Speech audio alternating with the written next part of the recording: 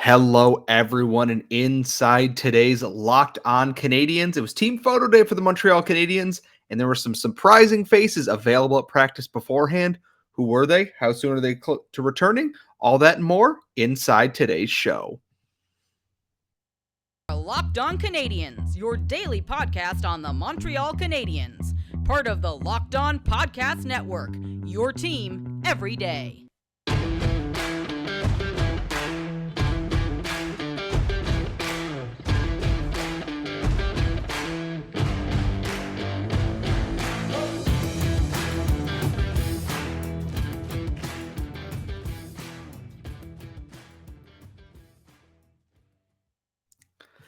Hello, everyone, and welcome to episodes 808 of Locked On Canadiens. We are your daily Montreal Canadiens podcast, part of the Locked On Podcast Network, where you get your team every day, and you can find us wherever you get your daily podcast. Or if you're watching on YouTube, you can tune in to watch my beautiful face every day. Thank you so much for subscribing. Make sure you ring the bell to get notified every time we post a brand new episode here. Let's jump right into things. I am, of course, Scott Malla. I am your host, solo again this week. Don't fear, my co-host will be back in short order. Let's get right into business. Today was team photo day for the Montreal Canadiens. Always a fun thing. We posted some of the photos, or I did, on my Twitter account of the 2000s group, making us all feel very old, very decrepit, and we will all soon turn to dust, as it was a group that makes up a good chunk of the Montreal Canadiens who have never played Mario Kart 64, have never felt the frustration of playing original Super Smash Bros. Pikachu and everything that entails. There have been they weren't even around when Call of Duty was a thing. They were born before Call of Duty, or in a world where Call of Duty did not exist, basically. I feel old thinking about this photo. The thing is, besides naked Yuppie and also the fact that this team has a lot of people whose name starts with J. They had a J photo of all the J's, most of whom are injured. Most of like the 2000s photo, the only healthy person in that photo was Justin Barron, which is, boy, it puts a lot into perspective when you think about the way the season has gone. But beforehand, they had their standard practice. Jordan Harris skated afterwards by himself. He is still day-to-day, allegedly, with a lower body injury suffered. I believe it was in that Panthers game. I could be wrong in that regard. However, before practice today, 3 players in non-contact jerseys, which means they are nearing a return to practice or nearing a return to play as they look to get their legs back, get their conditioning up to par, and obviously are still recovering from their injuries. Kirby Dach, Jake Evans, and Brendan Gallagher were all at Canadiens practice today. And you know what? That's a good thing. That's what we want to see coming down the stretch here. It gives a little bit of a boost going into what is still a very brutal end of the schedule here. Canadiens still sit 5th in the lottery standings with a chance to drop down to 4th by the end of the week if everything goes in their favor. I gotta say, I hope they don't rush anyone back. If they're good to go, let them play, even if it's a game or two. I think that's good, especially if you're ending at home. You want to see some of these young guys or younger guys, and by that I guess I just mean Kirby Dach at this point. Jake Evans is 26 and Brendan Gallagher's over 30. You want to see them get into the lineup because it's been frustrating for a lot of them, especially Jake Evans, who was just starting to play better hockey when he got injured against the Islanders, and Kirby Dach, who was having a very, very good season before he... Well, we don't actually know what Kirby Dach had at this point. And then Brendan Gallagher's lower half is just basically, I don't know. Well, no, I was going to make an Elden Ring reference to the Albanerics, but I don't think anyone would actually understand that. Brendan Gallagher's lower half is just held together with silly putty and like 3 pipe cleaners and a leftover croissant from somewhere on Peel Street. Like, there isn't much to it at this point. The thing is, if all 3 of them come back, which, okay, fine. You can scratch a Chris Tierney. You can scratch someone else. You can send Anthony Richard back down. It does help the Rocket in that regard, because if all 3 of these guys come back, I assume Anthony Richard will go down. He was on an emergency recall due to injury. And then I assume both Raphael Harvey-Pinard and Jesse Ylonen will also go back down to the Laval Rocket because they were the ones who were papered at the trade deadline. Justin Barron was not, as far as I remember, and neither was Juraj Slafkovsky because they were injured. They cannot physically be papered down in that time. And those two are the only two that can return to it. Alex Belzile staying up with the NHL team, which, congrats, he's earned it. Good for him. Legitimately good for Alex Belzile. We love to see that for him. So the question is, how far away are they? Non-contact jersey. Well, Sean Monahan had a non-contact jersey on, and he is, we know he's alive. He was at team picture day as well. I don't want people to see this as Kirby Dach, Brendan Gallagher, and Jake Evans are coming back. All these guys who have fought and earned their NHL time, Raphael Harvey-Pinard, Jesse Ylonen, and Anthony Richard, are being sent down as a punishment. Because I don't think it's that. I think it is quite literally they have no choice but to send those three down, which is actually great news for the Laval Rocket. And we're going to talk a little bit about them and their newest addition in the next segment here. I'm excited. One, because the season is nearing that ending point and we can get into full draft season, which is always a joy on this podcast. We're going to have, obviously, Tony Ferrari back on. We're going to have Patrick Bexell on again this week, I believe, if I can get everything scheduled out with that. The return of Dach, Evans, and Gallagher is not meant to be a heralding of these young guys didn't play while they're going back down. I think they played fantastic. We know how well Harvey-Pinard played when he got here. Yeah, he's not shooting 33% anymore, but no one shoots 33%, not even Cole Caulfield. He just shoots 17%, sustainable, whatever. I think it would be good to get these guys some games. I think it's a confidence booster for a lot of these guys going into the offseason that they can get back and play a couple games. I wouldn't be shocked if Kirby Dach goes and plays at the World Championships. Brendan Gallagher, maybe even Jake Evans. I think those are the kind of guys that you would see at that tournament. I think Kirby Dach would be expected to be a big contributor at that tournament as well, and I don't think anyone would have a real problem with that. The Canadiens, they've already said Juraj Slafkovsky is not going, so they may waffle a little bit on this just based on their injury history, especially Kirby Dach and Brendan Gallagher, who have battled through a lot. It'll be interesting to see what they do for that. I would like to see them play at Worlds just because I always like having Canadiens representation there, especially when I'm watching, I don't even know World Championships. I assume they're going to be on in the afternoon because they always were during finals when I was in college. It's my favorite time of year because it is, that guy still plays hockey, huh? So moving on into our next segment, coming up next, Emil Heineman is in North America. He is joining the Rocket. I'm going to take a look at what the Rocket need to do to make the playoffs, how Heineman can help, and where he slots in the lineup. And that's all coming up next. But first, today's show is brought to you by our friends at FanDuel Sportsbook. They are the official sportsbook partner of the NBA, and they are America's #1 sportsbook. And if you are a new customer, you can get a no-sweat first bet up to $1,000. That is $1,000 in bonus bets back if your first bet does not win. All you got to do is download the FanDuel Sportsbook app today. It's free, safe, and super easy to use. And you can do everything, betting on the money line in games, three-pointers, drained, point scores, or if you're feeling really lucky, combine all of these things into a same-game parlay, and FanDuel will let you, cash out on that and truly increase your winnings. So if you want to get your no-sweat first bet up to $1,000 in bonus bets, go to FanDuel.com/locked-on. That's FanDuel.com/locked-on to sign up. And remember, make every moment more with FanDuel, the official sportsbook partner of the NBA, and us here at Locked On. We are back here at Locked On Canadiens, and I am always reminding you, please gamble responsibly when using betting apps.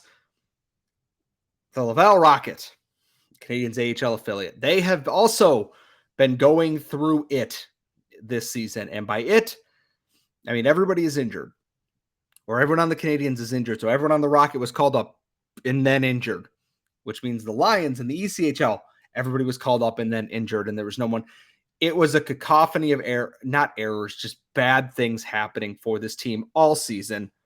But the Rocket are getting reinforcements. Jaden Struble has joined the team. He will likely suit up at some point this week once he gets some practices underneath him. Obviously, he's in game shape. He's ready to go. Just got done playing in the Hockey East tournament there. Very excited to see him debut. But also today, joining the Laval Rocket over here in North America, like Patrick Bexell said on Twitter last week, Emil Heineman has joined the Laval Rocket. He will wear number 19 for the Rocket as well. I'm very excited because Heineman's specific skill set is exactly what the Rocket are missing at this exact moment.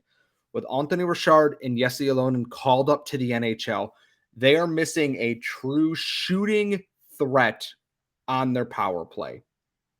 And offensively, a guy who finishes chances. Raphael Harvey-Pinard doesn't quite fit that role. He finishes a lot of chances, and so did Alex Belzile, but they did it through hard work more often than not. There's skill there, but hard work. Emil Heineman should easily help fill that void, especially on a power play that is struggling to create much threat of anything. They can pass the puck around and it's great, but there isn't pressure towards the net. It's pressure around the net. As Patrick said last week, Emil Heineman does not shoot around people. Emil Heineman shoots through people. And he's going to hit someone with a one-timer, and they're going to regret it every second of that. He's exactly what this team needs. And I'm not saying he's going to fix defensive issues. That's not his game. He should score goals, though. I looked at how he played at the end of the rookies showcase in Buffalo and how he played through the preseason before he went back to Leksand. He's such a threat to score when he has the puck with space. He's not the quickest player. He isn't Jesse Alonen with the hands. He is not Anthony Richard with the foot speed that goes with it. But he might have one of the best shots out of the Canadiens prospects. Cole Caulfield does not count. I am very intrigued to see how he is deployed under Jean-Francois Houle for the next. They have 11 games left. They are 1 point out of a playoff spot. They have 4 games left against divisional foes. 3 of those are against Cleveland. Or 2 are against Cleveland, 2 are against here. It doesn't matter. They're games they cannot afford to lose. They have 11 games. The Belleville Senators, who hold the final playoff spot and are 1 point up on them, also have 11 games left. The Amherst, who are in 4th place ahead of them, have 2 games in hand. The AHL North is so close that getting any kind of game-breaking talent like this is absolutely crucial for the Rockets' success. In that I want Joshua Waugh and Riley Kidney and Owen Beck and Philip Machar and all these guys to have deep CHL playoff runs. I do. It's good for their development. Joshua Waugh is a gold medalist, World Juniors gold medalist, 2-time World Juniors gold medalist. Riley Kidney is one thing. They're 2 of the best players in the QMJHL this year. Owen Beck is a World Juniors gold medalist. Philip Machar, was part of a very good Slovak team. Like, these are guys I want to succeed, but also could provide such a boost for the Rocket. I know we talked about in the first segment, if Gallagher and Dach and Evans are back, they're going to get their reinforcements back. They're going to get Harvey-Pinard. They're going to get Ylönen. They're going to get Anthony Richard back. That alone, adding those 3 players, gets them to a very scary level of play. Of course, Dominic Martel just came back and got injured again, which is just so unfortunate for him.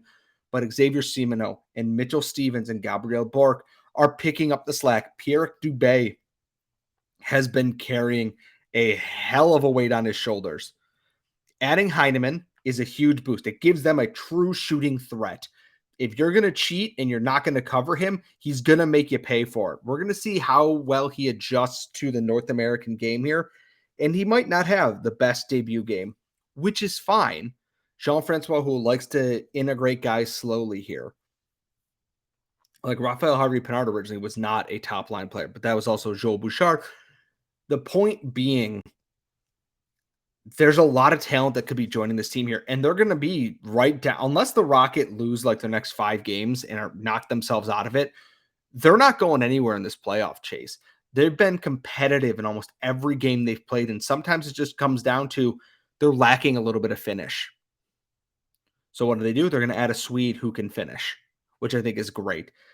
And depending on how the OHL playoffs or the QMJHL playoffs go, you could see Owen Beck and Philip Machar join this team. Huge boost.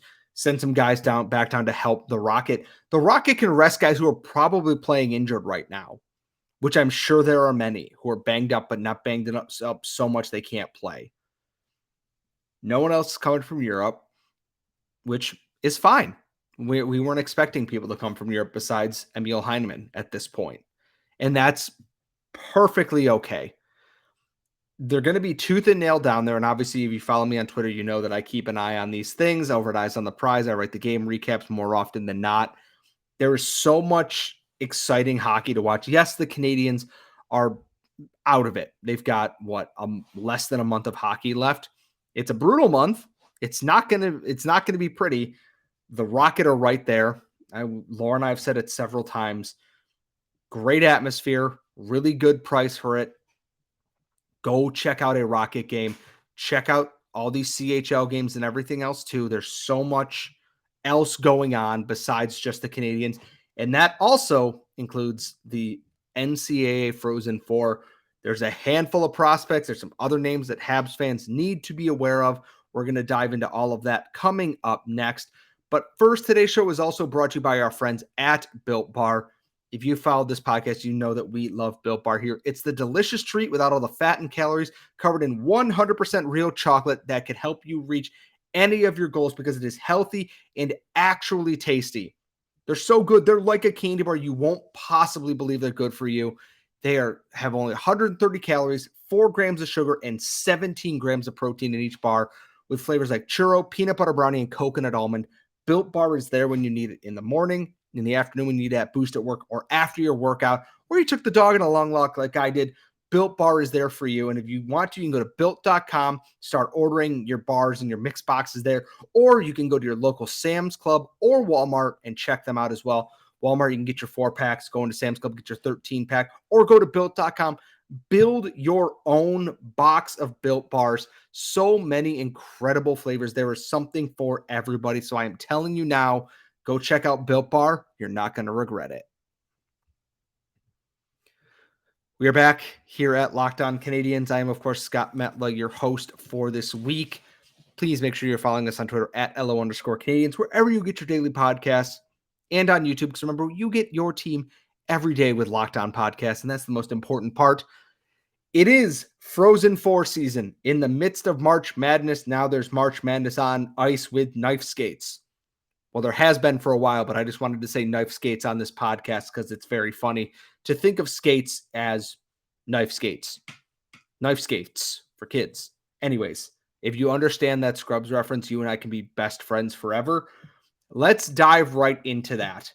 Unless I've forgotten somebody in this tournament, there are 1, 2, 3, 4, 5 Habs prospects playing. If I've forgotten somebody, please let me know. You have at Minnesota, Rhett Pitlick playing for the Minnesota Golden Gophers. At BU, you have Lane Hutson and Luke Tuck. At Harvard, you have Sean Farrell. And at Ohio State, you have Jakob Dobish. Those are the 5 prospects in this tournament playing for the Habs. And starting in the conference, Minnesota, the number 1 seed. You all saw Rhett Pitlick's ridiculous goal against Michigan. They did not win the Big Ten title game. They still ended up with the 1st seed. And at 9 p.m. Eastern on 3/23, which is Thursday, they take on Canisius, local Canisius College here. They literally are just down the road from me here in Buffalo. Would not expect, always expect the upset at this point because crazier things have happened. Rhett Pitlick, I mean, obviously a lot of that team is Logan Cooley, Jimmy Snuggerud, Matthew Nyes. They're a very talented team and always make noise in this. There's a great tradition of winning with the Golden Gophers. Rhett Pitlick will obviously be in that game against Canisius. As we go down, also on 3/23 at 2 o'clock in the afternoon, Lane Hutson, hashtag Hutson for Hobey. Even Charlie McAvoy, a Boston Bruin, knows that Lane Hutson should win the Hobey Baker this year. And Luke Tuck take on Western Michigan at 2 p.m. Again, Western Michigan scores a lot of goals. I believe they were the top scoring team in the NCAA this year. Potential upset territory here. Boston's a very good team. BU is a great team, but this reads like there could be a possible upset if they don't come prepared against this team here. Shifting to the other side of the bracket here, the last two Habs prospects in this tournament, Sean Farrell and Harvard Crimson take on Jakub Dobeš and Ohio State at 2 p.m. on 3/24. That is Friday. Yes, it is definitely Friday. I have this all right here. Selfishly, and I am repeating this again, selfishly, I would like Jakub Dobeš and the Ohio State Buckeyes to upset Harvard in the first round.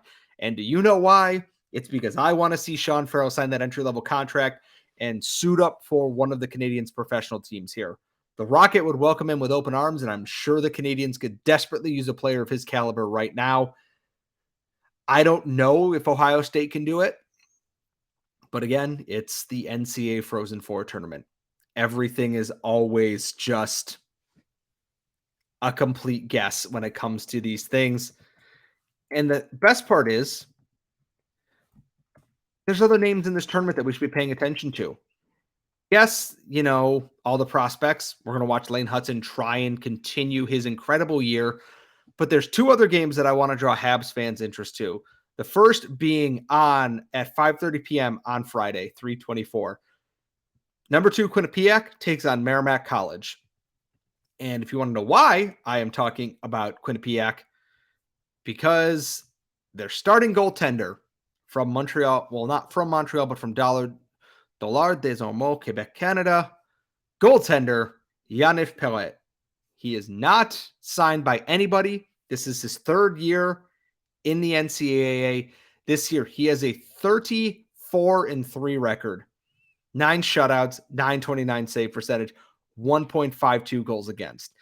Last year for Quinnipiac, 31 games started, 1.17 goals against, 939 save percentage, 11 shutouts, 22-5-2. 1/3 of his starts last year were shutouts. Think about how insane that is. People are talking about the need for a goaltending prospect. Dikov is going to stay in Sweden for at least another year. Talking to Patrick, he would know better than I do. Jakub Dobeš likely has another year still in the NCAA with Ohio State, which is fine.